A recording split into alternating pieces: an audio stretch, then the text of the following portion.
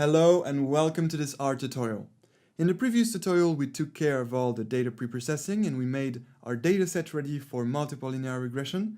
So today in this tutorial we are ready to fit multiple linear regression to the training set, and that's what we're going to do right now. So as for simple linear regression, the first thing that we're going to do is to introduce the multiple linear regressor, and we're going to call it regressor. So that's the common approach to make a regression model. You'll see that we will create each time a regressor that we will fit to the training set and then apply the predict function on it to make predictions, to make the predictions of new observations like the test set observations. And then as for simple linear regression, we're going to use the lm function, here lm, and in parentheses we're going to input the parameters. Okay, so let's have a look at the lm function here by pressing F1. Here we go, fitting linear models. Let's look at our arguments. So that's the same as for simple linear regression actually. The first argument is formula, but this time you're going to see how we will need to change the formula syntax. For those of you who don't already know the trick, I'll give you the super trick to write the formula very quickly. And then the second compulsory argument to import is the data, and of course it's going to be the training set. So let's first input the formula. So formula here. So remember, in simple linear regression we wrote the formula salary proportional to years experience, and here it's almost going to be the same. But the difference is that we have several independent variables. We have 4 independent variables. In simple linear regression, the dependent variable was proportional to the only independent variable. Well, here it's going to be the same. The profit is going to be proportional to these independent variables. Only the correct way to say it is not proportional, but is the profit is going to be a linear combination of the independent variables. And formula equals profit alt n. And here the idea is to add all the independent variables separated with a plus sign. So let's look at them. It's R, D, spend. I'm using the dot here because in the dataset we have some spaces and R replaced them by dots. So here it's dot, then plus, and then the other variable, which is administration, plus marketing spend, plus state, and that's all. So that's how you express the profit as a linear combination of all these independent variables. That's exactly what means this formula. However, there is a trick to write this formula in a much more efficient way. It's instead of writing all the independent variables here, we can simply write a dot. That's what we can simply write, and that's the exact same equation. R understands that you want to express the profit as a linear combination of all the independent variables. So the dot here just means all the independent variables. Okay, so that's for the first argument, formula equals profit as a linear combination of all the independent variables. And the second argument is data, and as we said, it is of course the training set, because we want to train our multiple linear regression model on the training set and then test the performance on the test set later. Alright, so that's it for building our multiple linear regression regressor. So we're going to select this and execute. Here we go, and now there is something very important to do. And this is something very practical, very useful in R. It's that we are going to look at the informations of our regressor that we just built here. And to do this, it's really simple. We just need to, it's actually like simple linear regression, only here this time it's going to be more interesting because we will have several independent variables and some of them will have a stronger effect on the dependent variable. So we'll see, it's going to be more interesting. And so, like in simple linear regression, we're going to write summary of our regressor. All right, and just press enter. And that's it. I'm just going to move that up. And here we have all the info of our regressor. Okay, so here the first thing is just a reminder of what the formula is. So the profit is expressed as a linear combination of all the independent variables, and our regressor is trained on the training set. Okay, perfect.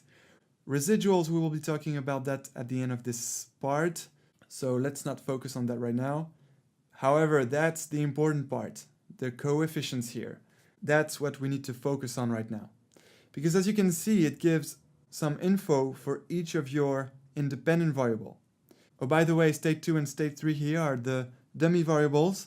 And that's because, I told you that the library takes care of everything for you. Not only it created the dummy variables, R knew that it had to create dummy variables for the state variable, and we helped R to understand that because we encoded the state variable as factors.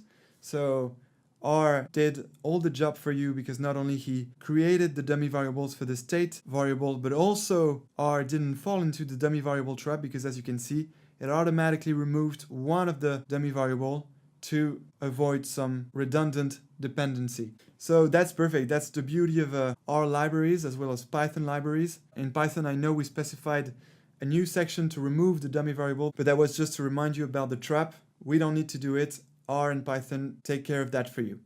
So that's great. That's the first thing to notice. And then what I was telling you is that for each of the coefficient, we have different information. We have actually the coefficient in the linear regression equation. Then we have the standard error, then the t-value, then the p-value here, and then the significance level. So the most important info by looking at this are the last two columns, the p-value and the significance level. Because these columns tell us about the statistical significance of the independent variable onto the dependent variable. That means it tells us if each of the independent variable has a significant impact on the dependent variable. Okay, so let me first explain what the p-value is. The most important thing to understand is that the lower the p-value is and the most statistically significant your independent variable is going to be. That means that the lower the p-value is, the more impact or effect your independent variable is going to have on the dependent variable. And generally a good threshold to use is the 5% threshold. That means that if your p-value is lower than 5%, then that means that your independent variable would be highly statistically significant, and the more it is above 5%, the less it will be statistically significant. So that's how you must interpret the p-value. And then we have this last column, which is just a faster way of interpreting the coefficients. Because as you can see, we have this line here that explains us about the stars. And basically what the stars means is that when the p-value is between 0 and 0.1%, then there's going to be 3 stars, which means a highly statistical significance of your independent variable. If the p-value is between 0.1% and 1%, then it's a quite high level of statistical significance. Then if your p-value is between 1% and 5%, then the independent variable is still statistically significant, but will have a less strong effect than the first categories. And then if your p-value is between 5% and 10%, it's borderline.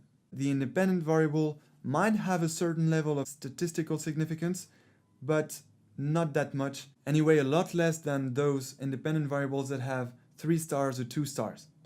And then if your p-value is between 10% and 1, then there is absolutely no statistical significance. That means that your independent variable won't have any effect on the dependent variable. So that's very interesting because when we look at our independent variables here, we notice that only one variable has a high statistical significance onto the dependent variable. It's the R&D spend. So it looks like the profit is mainly governed by the R&D spend. That means that it's the R&D spend that has the only strong effect on the profit. So that's a very important information for our investors because they now know that they shouldn't only be looking at the profit itself by, just looking at the maximum profit to decide where to invest, but also it should be looking at the R&D spend variable. It should be looking at the amount spent in R&D to add another criterion in their investment decisions. So that's a very good info, and basically what it means, what all this means is that among all the independent variables here, the only predictor, the only strong predictor of the profit is the R&D spend. The rest is absolutely unuseful. So actually what this means is that we could rewrite this multiple linear regression equation and turn it into a simple linear regression, because since the only independent variable that has an effect on the profit dependent variable is the R&D spend, then the formula could be profit equals R.D.spend. And that would be okay. That would actually give us the same prediction. Okay, so you learned a lot of stuff in this tutorial, but that's very important things to know in linear regression. So congratulations. We only have one tutorial left where we will be predicting the test set results. So I look forward to seeing you there, and until then, enjoy machine learning.